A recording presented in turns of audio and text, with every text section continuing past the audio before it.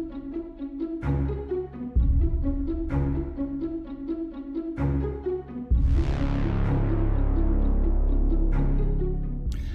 my friends and welcome back to Elite Dangerous, of course, and you already know. So everybody get aboard the hype train! Woo! We are in the 1.3 beta for Powerplay, and yes, this is the shiny new courier. But before we get into all of that, it's really obnoxious. I can't change the GUI color. Ugh. But I did go ahead and do a stream earlier today, so I'll be cutting in parts of that throughout this video, wherever relevant. But essentially, we're just going to be going through the overview of everything that will be added into 1.3 beta, or rather into the actual live version of Powerplay after the beta is done. I'll go ahead and link in the description below the patch notes. Those are actually already available. And since you guys didn't watch my stream, if you are following Twitch, cough cough, or my Twitter, go follow Twitter and Facebook and all that nonsense, then you'll know when I'm doing it, and then you guys can see this even earlier, but hopefully this wasn't too far after my stream. So anyways, description below will have links for not only the patch notes, but also for Frontier put out a 1.3 kind of a manual. It's basically they made a PDF detailing everything that you can find in the 1.3. It'll kind of give you an idea of what to be actually focused on, what's different. It gives you an overview of all the powers and all that stuff. A quick glancing over the let's see, beta Powerplay documentation, the table of contents. So shows you everything from the process of Powerplay, expansion, all the how the factions are going to interact, and all that nonsense. But anyways, let's get right to it. And of course, I will start with the two ships, since that's basically all people are going to be watching for anyway. And then we'll get into the rest of it. So right off the bat, I will just hop into the shipyard. We are here in Founders World, so that we have access to everything all at once. I love it. Where is it? There's the Clipper, there's the dropship, there's the T7 Vulture, Courier. So here you have all the stats that everybody's so interested in. And yes, it does have 3 medium and 4 utility mounts. So in essence, I mean, look at this. The shields on this thing are insane. 230 shields. You want to know where that's between? Let's see. Shields on a Vulture, 293. Okay. Shields on a Cobra. We'll get to that one in a second. Shields on a Cobra, 92. Let's see. Shields on a Viper. So yeah, it's basically between a Viper and a Vulture. It's a Super Eagle. Yeah, not as if the Empire needed more OP ships. Good grief. 3 medium hard points means that you're probably going to be a railgun boat. 3 railguns hit as hard as 3 class 3 pulse lasers. So essentially, in essence, you have 3 class 3 weapons as long as you're using railguns. And the railgun ammo has been increased. Now, currently in the 1.3 beta, it doesn't seem like that's been implemented yet. It still only has 30 in, let me check. Yeah, it still has 1 out of 30 for the railgun, so I'm not sure if the ammo increase has been implemented. Obviously not, or if they're waiting to do that. But then you have a few components. Interesting thing on the Courier in particular, I have completely A-fit this just with a basic PvP outfit, so we can go take it out and have a fun when we go out for a spin. But these 2 compartments, as you can see, you can't sell these. You can swap things in and out, but you cannot buy anything, or you cannot just sell the cargo racks. So the Courier, true to its name, is kind of locked into that, or at least it cannot be fully optimized for combat capabilities. You're always going to have something in place of this here. And I'll go ahead and show you some of the new items that are available. It's probably going to be all the way down here, isn't it? Here we go. So you have the normal hatchbreaker limpet controller that allows you to fire off little things to rip open their hatch.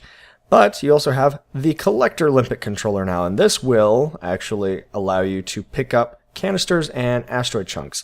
So basically these are the drones. It is a limpet controller, and we'll go ahead and do that with the Diamondback in a little while. And then you have the fuel transfer limpet controller, which is awesome. You can actually transfer, I mean, you can act as a fuel ship. You can have, like, say you want to take a T6 and basically support a wing or support multiple wings on a long distance jumping, you know, across the universe kind of a situation, where instead of everybody fitting fuel scoops, you're maxed out for combat right from the get-go and everything.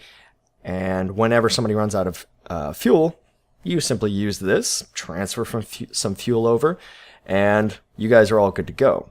That's pretty cool, especially because right now at any general compartment on your internals can be reused for fuel tanks. You can fit more fuel tanks now in any general purpose internal. So that mixed in with it's just really cool to see potentially some other niche roles that can be filled by ships.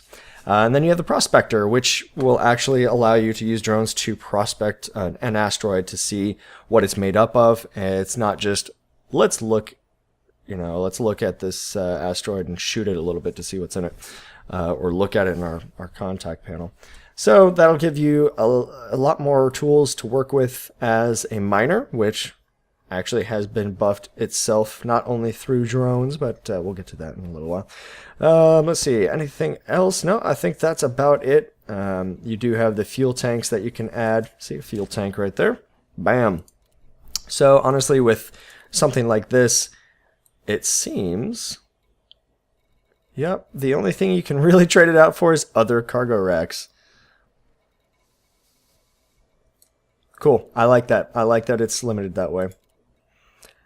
But anyways, go ahead and hop over to livery. Paint job, nothing available, to me at least.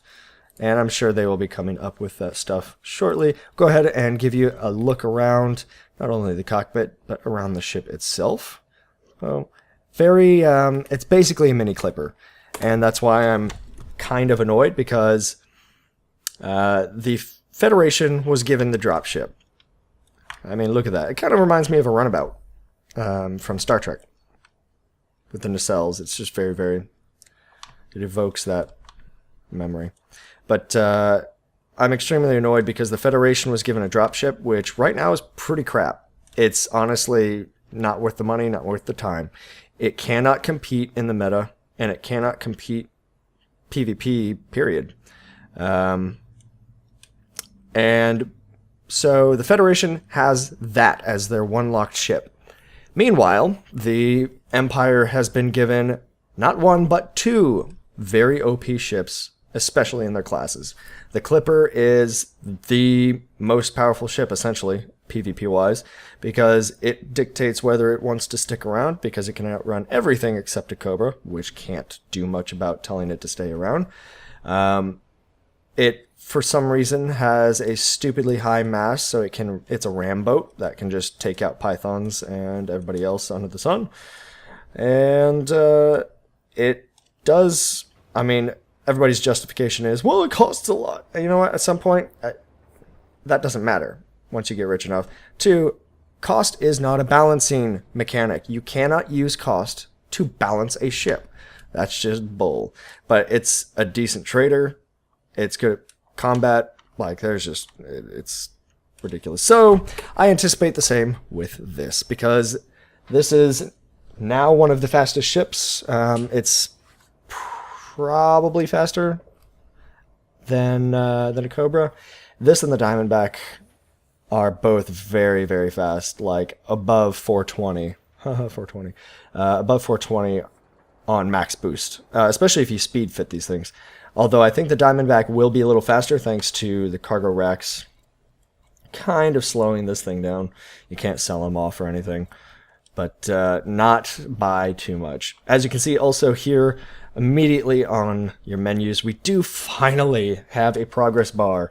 And that will go a long way to kind of alleviating some of the stress, or rather the frustration that was, okay, let me look, I have this many kills, I have to estimate when I might be getting the next rank.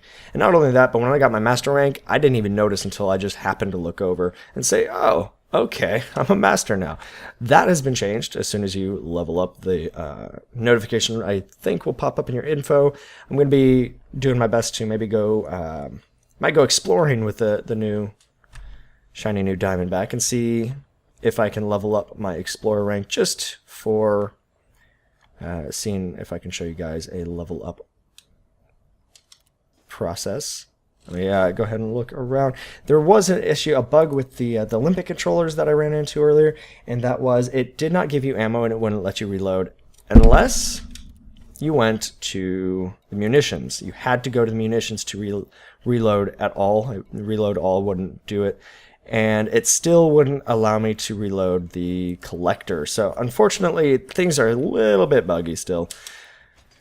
But I'll go ahead and kind of give you guys an eye on what this is like, what this particular ship is like. Now, I did post to Reddit a couple of videos about their spin-up sounds and everything, and it gave a kind of a quick peek at how nimble they are, because both of them, I have fit them A grade, essentially, for all the important stuff. Wee doggy. This is without, I mean, this is with my gear down. I'm still not used to how zippy these things are. And you can see in the bottom right hand side, speeding. I am going more than 100 meters a second, so if I go ahead and ram somebody while I'm doing that, I am going to get fined. If I do shield damage, I get a little fine. If I do hull damage, I get a bigger fine. If I ram them and they end up dying shortly thereafter, I get bountied. And the thing about the bounties now is that you cannot get rid of them by paying them off. You have to wait them out. They take 7 days to expire, but in the meantime, you will be tagged wanted. But there's another kind of corollary there. It's that it is only to the sub-factions. You do not have overarching faction bounties now. Gear up. Gear up. There we go. Boom. I'm only at 397 right now, but that's because I'm PvP loaded out. And so the overarching bounty, like you're wanted in all Fed space or all Empire space, it's gone. You will only be wanted in that particular sub-faction space, which means that you basically just have to stay out of their space for a week and you're good to go if you don't want to deal with the hassle. Shouldn't be a big deal. Woo! This is fun. So bounties are different. They have been tweaked, and you're not going to get bountied if you accidentally friendly fire your friends. And I believe the AI has been changed to where the cops are not going to fly in front of your face anymore when you're trying to take down a big bounty, that kind of a thing. So the likelihood of you actually accidentally shooting them, thankfully, has been lowered as well. Let's see if we can find somebody going in that I can ram. Maybe a cop. I don't want to do too big a damage, but I mean, 290 without boosting, that's not bad. Come here. So you can see we're roughly the size. I mean, it really is an Imperial Viper, essentially. It's a Super Eagle when it comes to what this ship kind of will act roll-wise. Yeah, there we go. Reckless flying, 125. Alright, that was fun. Check out some of my shields, but honestly, even with only 2 pips, that wasn't a lot. Let's go ahead and head in here. Gear down. Oh, there's another fine. So once you're in open, you're definitely going to have to be a little more careful, unless you really don't care and you're just going to bump into everybody. Honestly, the fines aren't that big. It's not that big a deal. They're not going to attack you on sight just from the fines. So, there we go. Go ahead and show you how things will be working now. Go to your contacts and look. The Pilots Federation is entirely gone. You'll be paying everything off here. Anything that you have carried over, if you have Empire, Federation, whatever bounties, you'll be able to pay them off, but they won't be a thing anymore. So after that, it should be gone. Shouldn't even have to deal with it any longer. But let's go ahead and hop into my Diamondback. Ta-da! And I was...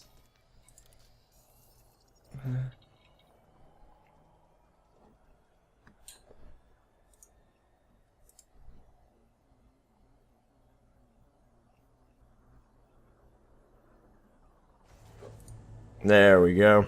Alright, look at this. It's definitely a Lakon ship. I mean, this feels very... I don't know. Very industrial. I mean, you've got the pipes and everything exposed. You've got wires that are poking out and everything. It's very, very open windows, which is awesome. I love that. And once I get my ED tracker, I should have that hopefully soon. That will make fighting even better and exploring even better. I can't wait for that. But let's go ahead and take a look. Not the bulletin board. Not yet. We'll get to that. Apparently my finger's getting a little twitchy and trying to jump ahead of me. Oh my goodness. Oh my goodness. Where were we? Shipyard. Here we are. Viper, Cobra, Diamondback. So basically, the Diamondback I have found is a mini Vulture / mini Asp. It's very, very interesting, but it's also tiny. I mean, this thing's just tiny. But as you can see, top speed, 283, 384 for boost speed. Not bad, and that's just base. FSD range is very, very good for a base. I believe I've gotten it maxed out around 25. We'll take a look at that here in a bit. But shield's 93. Not bad. That's around the same as the Cobra 3. Not terrible. And 216 armor. And despite all the speculation, it is only 2 medium and 2 small hard points. So the 2 mediums you could, you could stick some railguns on it and have some class 3 level of damage. And then the 2 smalls, I don't know. That's it's going to be interesting. Maybe multi-cannons, maybe a couple of small pulses or something. But you're going to have heat issues with railgun already. 1 size 2 and 3 size 3s that you can play with. So it's very... let me go ahead and actually hop out here to the outfitting. It's very interesting. I mean, it has enough utility slots. You could conceivably stick a lot of shield boosters on, that kind of thing, just like the Courier. But with a completely A-fit, except we do need to bump that distributor up. Don't know why I never did that. Everything is reduced. Prices, do not look at prices because in the beta they are extremely reduced to allow for testing, just for experimenting. The Diamondback should be around 500,000 total price when it does release. The Courier should be a little more than twice the cost of a T6. So it'll be a little more than 2 million for the cost of a Courier. Plus it's locked behind a master ranking with the Empire. So there's a little bit to do there. The new missioning might make that a little easier to get to. Not really sure, haven't tested out completely yet. But here we have on this particular ship, everything's A-fit. I do have a fuel scoop obviously for running around, exploring, and that kind of a thing. This, I feel would be good for maybe CGs. If you want to do like the current bounty hunting CGs that are up, it would be very good at, because CGs are very, very far apart usually, this would be good for bouncing between them and still being able to be in a ship that can go to combat. It can go into a site and at least maybe take out the smaller stuff. You're not really going to be able to take on, I don't think, you're not going to be taking on stuff like Anacondas and Clippers with something like the Diamondback. As you can see, we do have pilots added. Our bodies are actually represented to other people. So anytime you fly up to somebody else's ship, you will be able to see their little guy in there as well. And this has everybody hyped because potentially, seeing if I can get closer, some wacky maneuvers. This has us wondering if it means pretty soon we'll be able to get up and walk around our ships or have other people on our ships. Lots of speculation, lots of hype, lots of cool stuff. And this is definitely an interesting form factor. It kind of looks like a bug in space. I like it. The back legs are not quite in contact, though. Love the thrusters on there. It looks very rocket-ish. Rocket-esque. But anyways, so yeah, the placement on these particular ones, let me go ahead and show you.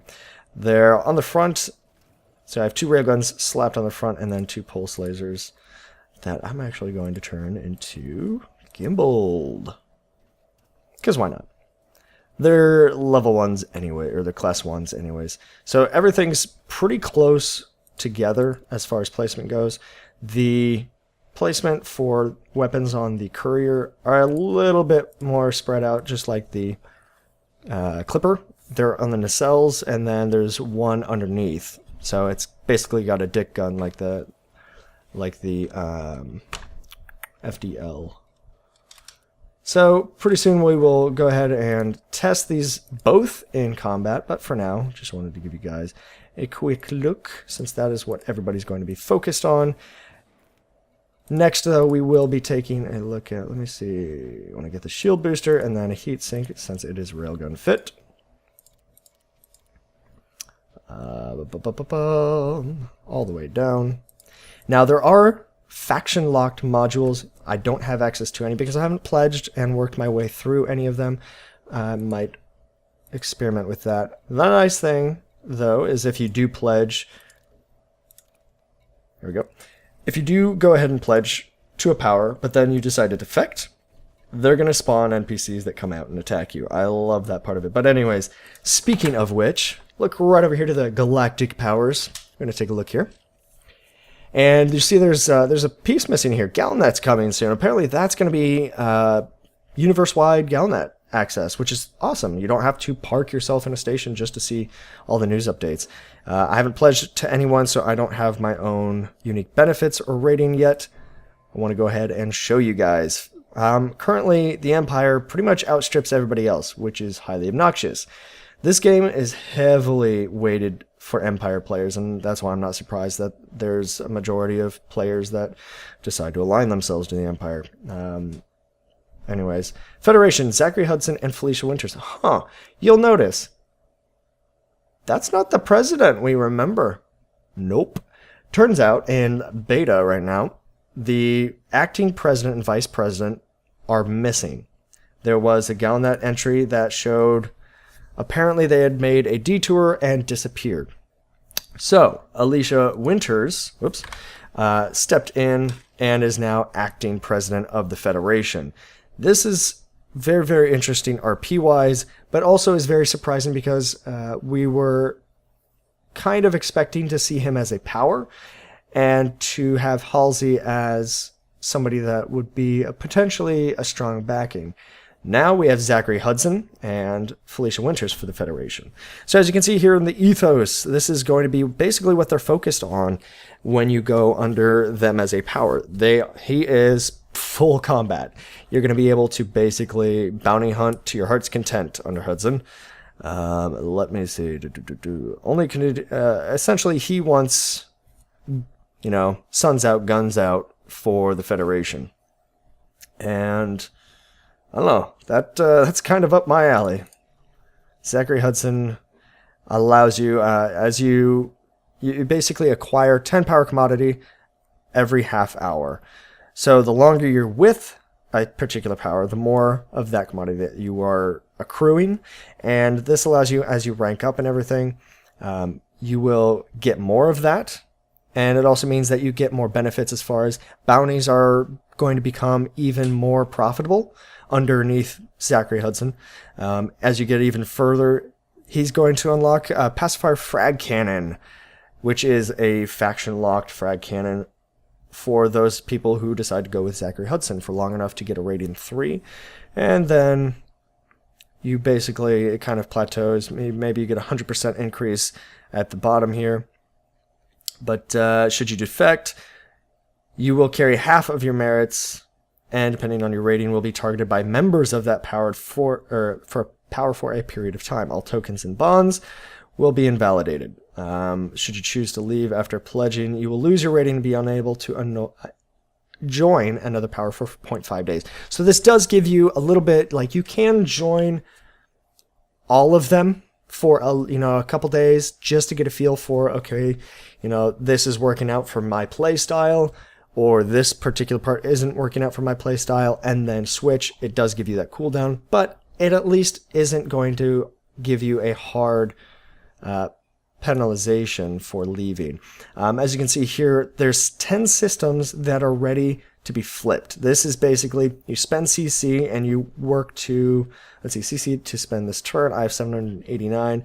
I believe I can allocate some of mine towards something like Dahan, where you prepare, you put your CC towards that system and you allow it to move into an expansion so that in the next turn, you can essentially flip the system to your power, and it does give basically everybody who's pledged to a particular power has the ability to focus their efforts on particular systems. It also gives kind of a voting system. As you can see, by nominating through this screen or completing preparation actions, you can push for a system that you want, and if enough people go with you, then the whole faction will probably start focusing on that particular system. As you can see, these particular systems, though, are ready for expansion. They're not being prepared, they are ready. You better get there, go over here and flip this for the Federation, kind of a thing. Nobody's in the opposition yet, so over here we have control. We do have control system, so you can look at a particular person's power and then see, for example, they're fortifying up the Federation space. That makes sense because you don't want somebody coming in and trying to screw with your headquarters. So fortify overview, as far as President Hudson is concerned, only continued show of federal might. That's what it was writing before. Let's see, Seoul. And they do have an upkeep cost. And fortified as well as undermined cost. Very interesting stuff that will come into play. We have 4 Empire factions that will be probably warring against each other. I am of two minds whether or not this is a good or bad thing, because while this gives far more granularity to Empire for, the different playstyles available, it gives you a lot more people that you can back. And for this reason, I'm not sure. Let's see. A multi-shot railgun. Wonderful. 4 weeks with the Empire, and you get what hopefully isn't an OP railgun, but like I said, everything seems heavily weighted towards the Empire. No bias there. I guess Braben is an Empire lover. But I'm wondering if this is more of a united front from the Federation. We only have 2 factions that might war against each other, whereas the Empire has twice that, and they're going to have a lot of infighting, which makes sense for the upcoming succession war as soon as that stupid Emperor ends up dying. Then you have you do have an alliance, 1 alliance power. Then you have a couple independents, 3 independents, actually. And earlier, Archon Delane was undefined, so good to know that this one in particular is now defined as independent. This seems to be, both from the name and from the ethos, seems to be the pirate's power. She's going for the criminal elements. She's focused on combat and social control. And if you, let's see, if you go with them, it's they're going to have this particular module, which is extremely powerful in the current meta. Burst laser that is highly effective against shields, so this is going to be a giant burst weapon for taking out shields. But supposedly the balance between armor and shields might be getting tweaked in 1.3, so perhaps the meta will be shifting from now on. With all of the specialized modules and the like, you might be seeing things move around a little more. Go ahead and head over to the Galaxy map, and I will show you guys Powerplay view. Look at that. Colorful turds. That's pretty much what it looks like to me. And notice that not all of space is taken up. Now, obviously, this is just a little bit in the overall scheme of things, But even within our settled and civilized, quote-unquote, space here, not everything is already taken. So you have gaps between powers where there are many, many systems that are primed and ready, but will have to be fought over. So interesting to think about. And now you can basically see your chosen home system. Where does it end up now? Where are you under? Should you move to your preferred power, or are you simply going to have to live with your home being basically under the umbrella of a power that might be hostile to you? Shinrarta, Founder's World, which is where we are currently, is under Felicia Winters, so I am just barely into the Fed space here, which is backed right by... So we have Felicia Winters here. Over here, we have... Nope. Who do we have over here? Let's take a look at Aura. This should be Zachary Hudson. Yep, so we have the two Federation powers right next to each other. We have control of Sol and of Founder's World, which will be very interesting for those who are backing other factions. Seeing them get into that particular system will be very interesting. The Lave Cluster, though, and my chosen home of Hang, which is nearby, well, out in the open right now, and it will be very interesting to see where that ends up getting taken to. Probably will be flipped for that independent power, which is weighted more towards pirates, since that is a very big pirate hub. But yes, very, very interesting spread here. Who do we have here at Hazion? Sure, I murdered that. Archon Delane, actually, huh? That is the pirate distance from HQ. So there's a lot more information breakdown as far as all of this goes. Will be very, very interesting. Right now in beta, all of the powers and all of the behavior moves much, much faster. So I might be able to go push a particular system that's ready and primed for expansion and get it done in a day or two. Whereas during actual release, that's not going to be the case. It'll take a very, very long time to influence things in such a fashion. Let's go ahead and take a look, make sure everything else is kind of talked about. Okay, now we're going to move on to the mission overhaul. Missions have been worked over, and there's more variation. There's more scalability. You're going to have Founders and Elite level missions that will be available only to those people. Combat missions are also locked to particular level of combat rating. So right now I'm a master. I can't fight... actually, I can't fight this just because I'm friendly. I'm not friendly, rather, to this particular sub-faction. But there are combat missions that require a dangerous rating. I can't do that. That's fine. Just means that it incentivizes you to get that much better with combat because you can take far more lucrative work that way.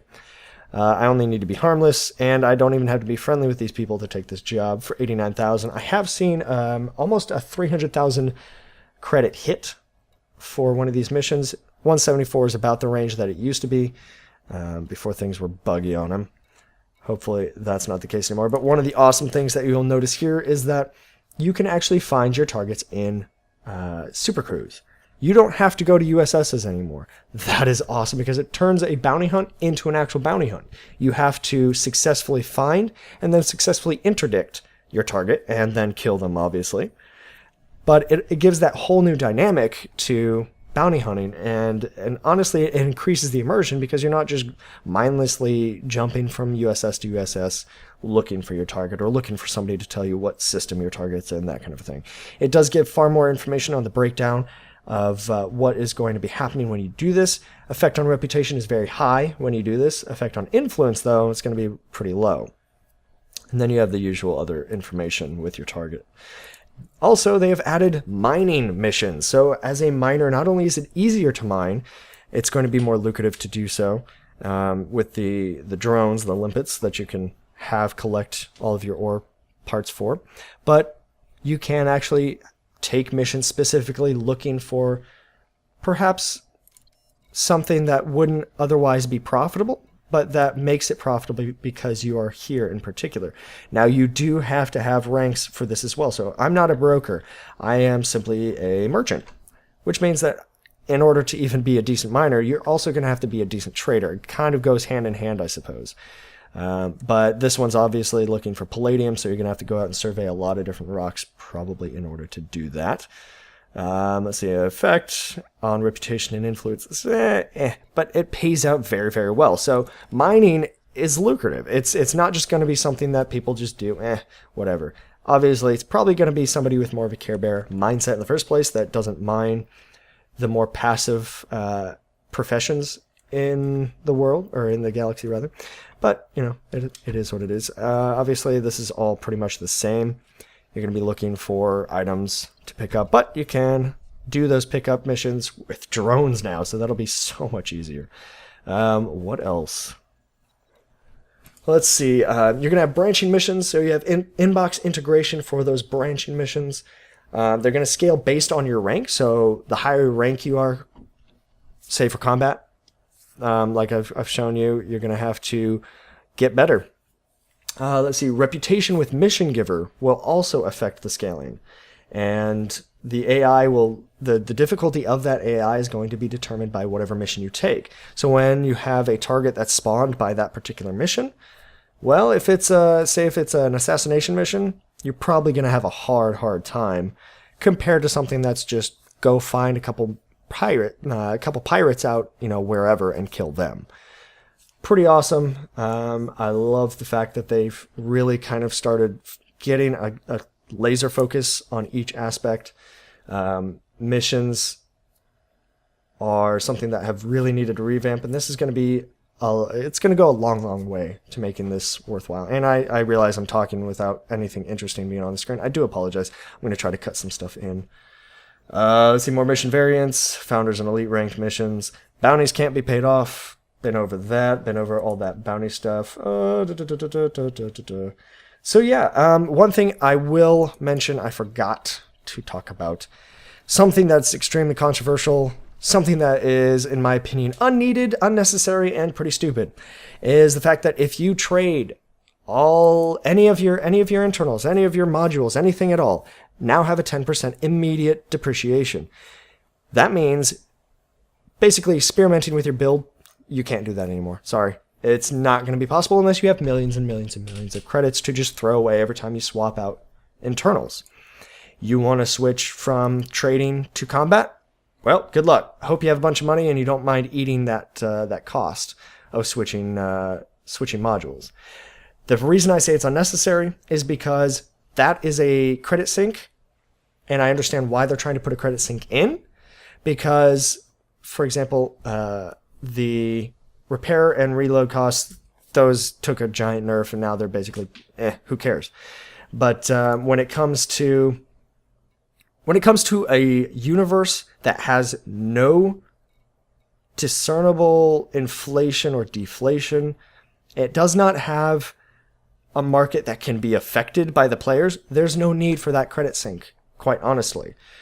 Yeah, I mean, there's people that have billions of credits, there's people that have hundreds of millions of credits, but it's not affecting anybody unless you intend to further on implement a system or a market that allows that to happen. So honestly, why do that? It does not. It puts in a penalty, and it puts in a penalty for one of the funnest parts of the game, which is experimentation, and it makes multi-purpose ships pointless. Essentially, you have to buy multiple ships instead of just having loadouts that you swap out, and it does not add any value unless you are also adding the ability to store modules in your hangar. If you can save a particular loadout in your hangar and then immediately swap over to that would be something different. But since you automatically lose no matter what you do or what you change, you have to have an optimized fit from the get-go, or you're going to be losing money from then on. So unfortunately, that is one of the things that they kind of stealth added. I'm not sure if that was unintentional. We're not going to bring it up or mention it to anybody because we don't want them pissed, even though everybody saw it already very, very quickly. It was one of the first things to pop up on Reddit. But honestly, I mean, there's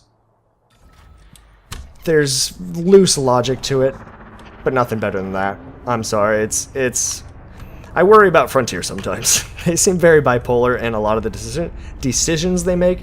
Gear up. And when pressed on it, a lot of times it's just, well, according to the lore. Okay. You don't have to always be 100% to the lore. I'm sorry. It's not going to break anybody's immersion or RP. Sorry. Those of you that say it does, that's bullcrap. That's just my opinion, but it's bullcrap. My opinion is that it is so. So, the other justification being, well, for game balance, we needed to change it to World War II in space.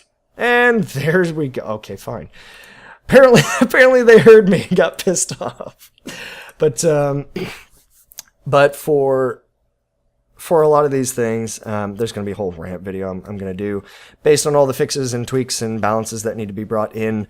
Small ships, not having any viability in PvP. The meta is basically, unless the meta changes very, very quickly with 1.3, I don't anticipate it will, but that kind of creates some issues in and of itself. But anyways, those of you that are also whining about how these two new ships are disappointments, well, that's also your opinion, but I think it's a pretty dumb opinion because these things are freaking awesome. They're tiny, who cares?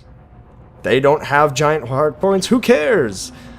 They're in a playstyle that you don't care about, who cares? Everybody whined about when bigger ships were released. So honestly, the internet cannot be satisfied, they can't be happy. And this game just needs more variation. And if it happens to be the Empire gets a Super Eagle, and people get a mini Asp, mini Vulture kind of a thing, and you're just gonna have to be a little more patient for different kinds of ships that make you happy. But can't really think of anything else that really needs to be said about 1.3. Oh, shut up.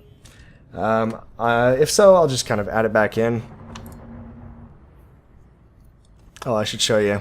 Should show you one thing. I want to make sure that there's nobody out there, but I'm going to violate the no fire zone by showing you a neat little lighting issue. Not issue, but thing that happens. Look at that. Charge up on the railguns. You can actually see it happen in the Diamondback because you have so much... Oh my gosh! Ah! You have so much... Good grief, these things are nimble. So much window space! Oh, I'm not used to them compared to my FDL. My Python. Oh, jeez. Okay, here we go. Oops. Gear down.